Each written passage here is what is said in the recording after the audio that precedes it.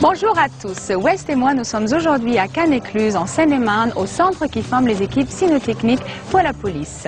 C'est ici que passent tous les chiens et tous les maîtres qui travailleront ensuite pour la police nationale.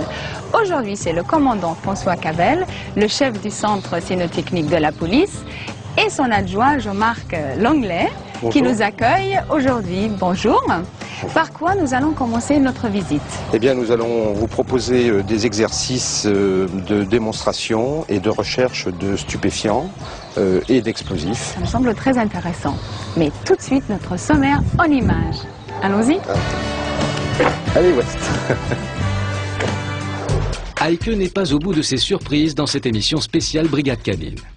Comme l'a promis le commandant Capel, le Centre national de formation des unités cynotechniques nous a ouvert ses portes pour vous faire découvrir l'entraînement des chiens qui assurent votre sécurité au quotidien.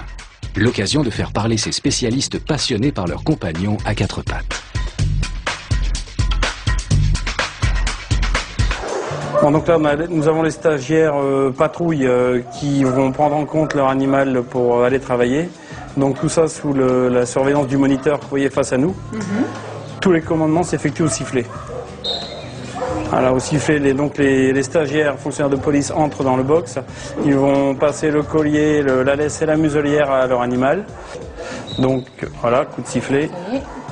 Donc tous les chiens avec la muselière. Le port de la muselière au sein du centre est obligatoire parce que des animaux sont amenés à se croiser avec d'autres animaux ou d'autres fonctionnaires. Et pour éviter les morsures, les chiens ont une muselière obligatoire. Donc là, tout le monde est rassemblé. Voilà. Il y a encore le moniteur vérifie et voilà. Ils sont partis. Et c'est parti. La démonstration que nous allons vous proposer se déroule dans un pavillon où sont supposés loger des terroristes et donc nous allons principalement orienter nos recherches sur la découverte d'explosifs et d'armes. Donc il y a vraiment de l'explosif qui sera caché là-bas. Pour cette démonstration, absolument. Chaque chien a sa spécialité ou est-ce qu'ils sont entraînés pour faire toutes les missions Absolument, chaque chien a sa spécialité. Les chiens d'explosifs ne recherchent que ces matières, les chiens de stupéfiants que les stupéfiants, armes et munitions également, et pistage et avalanche également. Les chiens de restes humains ne recherchent que les restes humains, donc chaque chien a bien un métier spécifique. C'est un peu logique, sinon ça devient trop difficile. Hein, difficile et surtout dangereux. Parce qu'un chien qui mémoriserait les produits stupéfiants et les matières explosives, lors de la découverte de ces matières, on ne saurait pas si c'est une bombe ou des matières stupéfiantes simplement. C'est parti, West regarde. Donc vous voyez le collègue regarde son chien travailler, le laisse travailler en initiative. Le chien flaire partout. Et le rôle du collègue est de s'assurer que le chien est bien passé partout et de désigner les endroits où le chien n'aurait pas mis le nez. Pour qu'il va vraiment dans chaque coin, ça permet de contrôler, partout. Contrôler l'action du chien en permanence. Que le collègue doit connaître parfaitement son animal de façon à pouvoir évaluer tout changement de comportement. C'est une grande complicité, c'est un binôme, hein. Ils sont vraiment à deux. Il est extra, il monte même sur le placard. Hein. Ah! Bravo! Une seconde cache. Voilà, donc je pense que c'est de la plastrite également. Le travail est terminé. Dès lors où on lui présente son objet, c'est pour jouer, donc le chien sait que le travail est fini. Ah. Voilà. C'est bien le chien, bravo! Donc comme vous voyez, à chaque fin d'exercice, le chien attend sa récompense. Sa récompense qui est donc un boudin de jeu, communément appelé dans le langage cynotechnicien la poupée du chien. Donc cet animal en fait ne travaille que pour ça. Hein, c'est un objet qui a une odeur. Cette odeur est mémorisée par le chien. Et donc dans tout le travail d'investigation qui est fait quand on recherche des stupes ou des explosifs, le chien n'a de cesse de rechercher sa poupée, son objet de jeu. C'est sa motivation. Absolument. Voilà, donc nous allons cacher donc, des produits stupéfiants, en l'occurrence de la résine de cannabis, dans une valise. Savez-vous qu'allez le faire, vous allez choisir la valise. Avec plaisir. Et puis on mettra le chien en recherche par la suite. D'accord, le défi est lancé. Nous allons voir. Je referme. Voilà, on va attendre un petit peu que le produit se diffuse à l'intérieur de la valise et on travaillera par la suite. D'accord. Je suis assez curieuse s'il va trouver tout de suite. Mais... Je suis assez rassuré, moi. Ouais, je pense. Hein. Combien y a-t-il des sessions de formation dans l'année? Alors dans l'année au CNFUC, 3 sessions de formation. Nous avons des stages qui commencent en janvier, d'autres en avril et la dernière session en septembre. Elle dure... Donc des sessions qui durent 3 mois. Toutes les formations, quelle que soit la spécialité, durent 3 mois. Et la dernière session en septembre, octobre, novembre est bien souvent privilégiée pour le pistage et l'avalanche, parce que nous avons nos collègues CRS de montagne qui viennent chercher leurs animaux pour aller œuvrer au mois de décembre, janvier, pendant la saison de ski sur les massifs montagneux. Nous avons des bergers allemands, des bergers belges malinois, des labradors, golden et flatcoat. Et on se lance nouvellement depuis un an maintenant sur des races de chiens de chasse, des petits chiens, des Springer Spaniels. Et comment vous les recrutez? Qu'est-ce qu'il faut comme... Alors le recrutement, nous avons affaire à des vendeurs, des professionnels, des éleveurs, des rabatteurs également, mais nous avons aussi affaire à des particuliers qui font don de leurs animaux. Ou également aussi pour une bonne partie dans les centres régionaux d'animaux qui proviennent de la SPA. La particularité de cet exercice, c'est que le chien va travailler cette fois-ci en libre, seul, le maître n'étant pas derrière pour indiquer quoi que ce soit au chien, ni pour l'influencer. Donc le chien a repéré quelque chose, mais il s'assure de son nez, il va refaire tous les bagages, parce que comme il y a des courants d'air, les molécules se déposent sur les valises de droite et de gauche. Voilà, voilà. Il s'arrête. Voilà. Donc la position qu'il a choisie, c'est le debout aujourd'hui. Savoir que le assis, le debout, le couché, c'est permis. Les 3 positions étant normalisées dans la police. Et voilà, il s'avère qu'apparemment c'est bon. Il a trouvé. Et donc, voilà. Son maître, il a la poupée? Et voilà la fameuse poupée. La fameuse poupée. Oh, c'est... Voilà. La joie de vivre, hein, cette poupée. Hein. Voilà. Donc l'exercice que vous avez vu avec les produits STUP se fait également avec les matières explosives dans les zones aéroportuaires, en décontamination ou dans les pavillons d'honneur lors de réception de personnalités sur les aéroports. C'est un chien qui a été acheté par le CNFUC, qui a été préformé pendant une période de 40 jours au CNFUC par le moniteur et qui ensuite l'a mis à disposition du fonctionnaire qui lui est chargé de former ce chien pendant 3 mois. Et l'équipe, une fois formée et validée par le Centre national, ira œuvrer donc dans son unité pour une durée de 6 à 7 ans. On équipe le chien d'un harnais, la mise en conditionnement du chien. Donc le chien sait qu'il va aller au travail. Allez, vas-y. Ah. Allez, vas-y, Ça y est, je crois que c'est bon. Voilà, apparemment le chien a détecté une source odorante de produits stupéfiants. Extra. Il a réussi. Alors là, il a l'impression que le moniteur va lui voler son produit. Parce qu'en fait, le produit pour le chien, c'est la poupée. Donc il croit que le moniteur va lui voler sa poupée. Ah oui, regardez. Il n'est pas content. Voilà. Il n'est pas content. Alors là, il faut faire très attention parce que le chien étant motivé pour retrouver sa poupée, pensant que le moniteur va lui prendre, il risquerait de mettre un coup de dent s'il n'était pas tenu comme il le faut. Parce que pour lui, le moniteur va voler sa poupée. Voilà. Ça, c'est ça. Et la... Donc on lui fait sortir, on la dissimule et on va faire comme si, voilà, on avait caché la poupée de nouveau. Le travail n'est pas terminé. Le moniteur a la poupée de jeu dans son dos, vous voyez, dissimulée.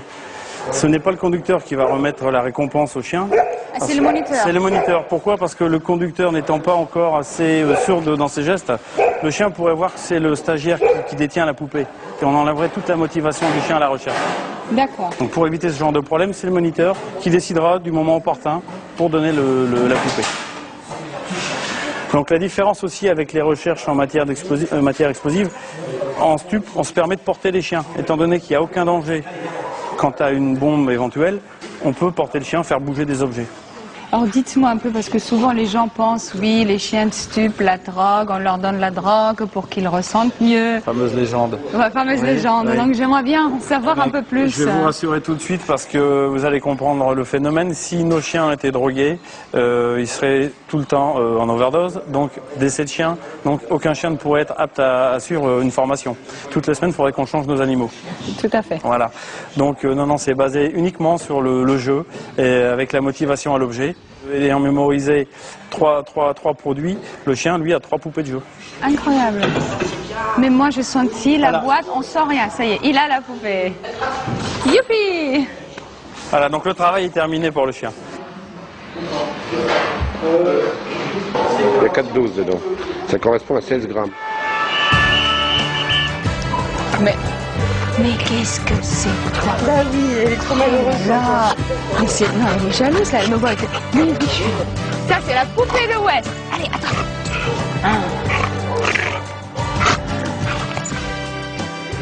Alors maintenant, nous allons voir évoluer les chiens de patrouille.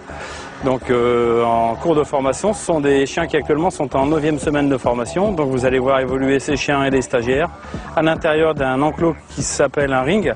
Donc comme ça, nous pourrons voir l'évolution en toute sécurité.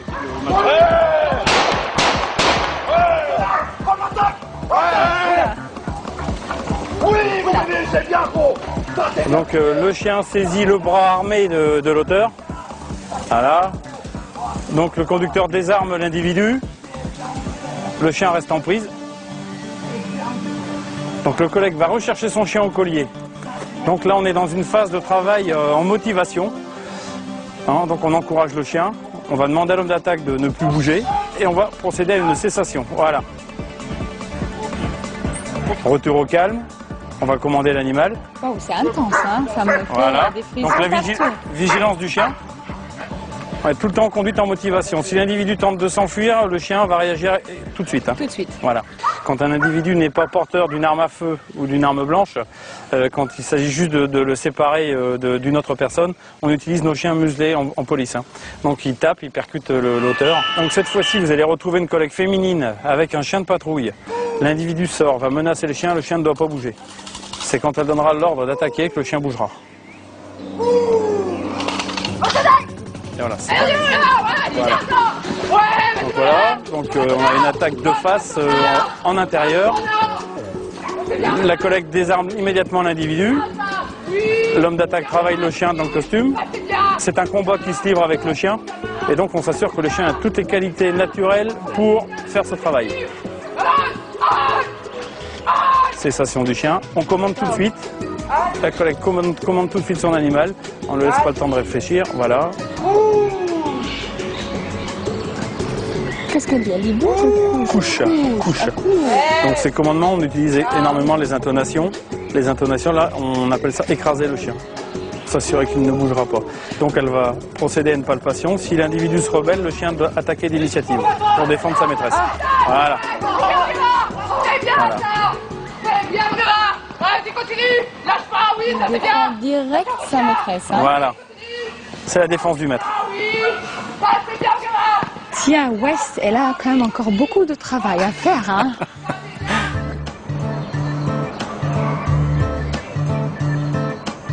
Ce qu'on demande aux fonctionnaires avant de partir sur la public, c'est d'avoir une totale maîtrise sur leur animal.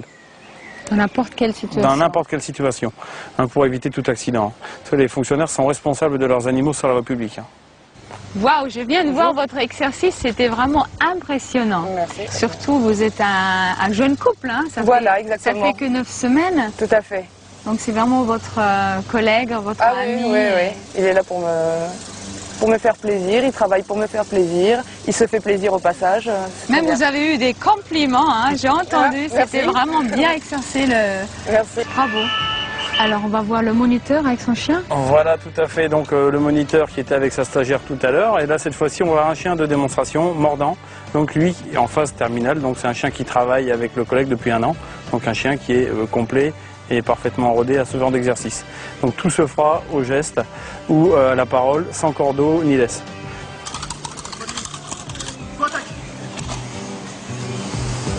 Oh. Voilà, donc la même attaque de face que tout à l'heure, mais cette fois-ci, donc le combat toujours avec l'homme d'attaque. Hein. Très méchant l'homme d'attaque. Hein. Voilà, des voyous. Donc on désarme le malfaiteur.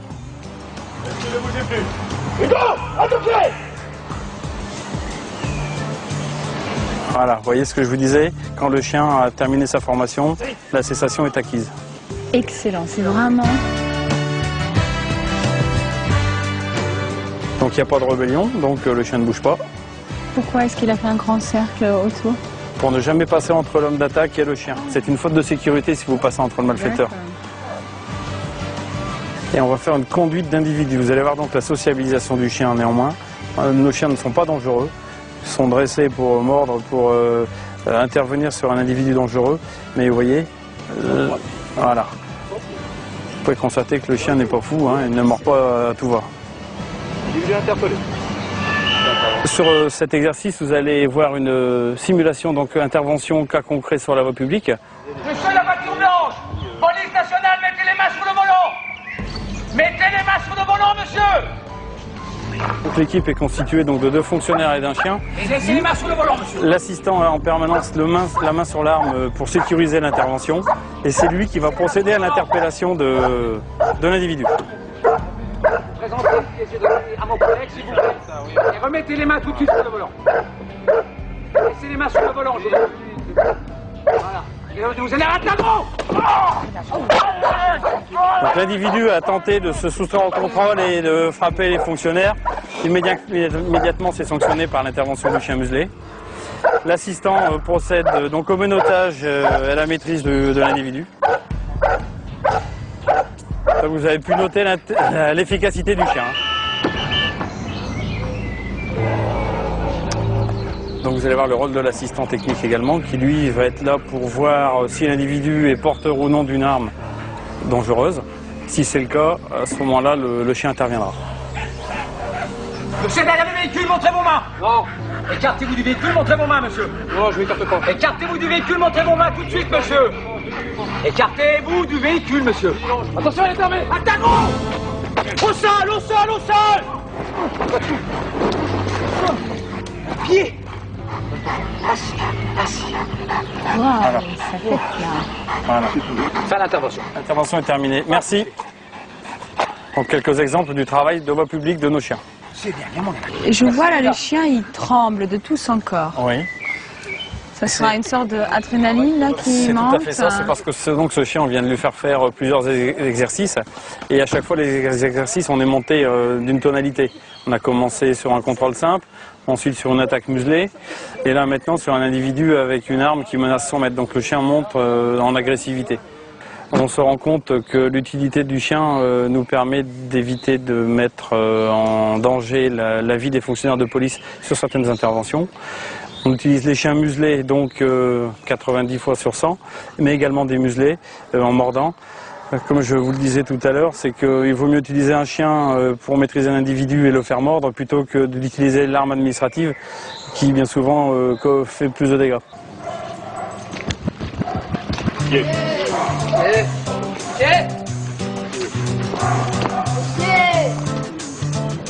Est-ce qu'il y a d'autres formations qu'on n'a pas pu voir et qui vont être mises en place dans le futur? Alors il y a des formations que vous n'avez pas vues aujourd'hui, c'est la recherche d'armes et de munitions, mais qui est déjà en place depuis 1998 au CNFUC. Nous avons également la recherche de pistage et d'avalanche, mais bon, pour des raisons climatiques que vous comprendrez, le manteau neigeux n'étant pas là présent aujourd'hui, on n'a pas pu vous les faire voir. Et nous avons également les chiens d'odorologie qui sont basés à Écully, à côté de Lyon, qui dépendent de la police technique et scientifique. Ce sont des chiens qui sont spécialisés dans la recherche d'odeurs sur des scènes criminelles, pour confondre les auteurs. Et donc ici à l'étude, depuis 1 an maintenant, la recherche de restes humains. Donc nous avons 2 chiens qui sont en étude sur cette nouvelle spécialité. Jean-Marc, mille merci. J'ai vraiment passé un super moment avec vous et surtout pour tout ce que vous nous avez fait découvrir. C'était énorme. Eh bien, je vous remercie. N'hésitez pas à m'appeler pour une prochaine mission. Très bien, merci à vous. Au revoir. Quant à vous, c'est déjà le moment de se quitter et je vous dis à la semaine prochaine pour un nouvel épisode d'Animaux et compagnie. Tchuss!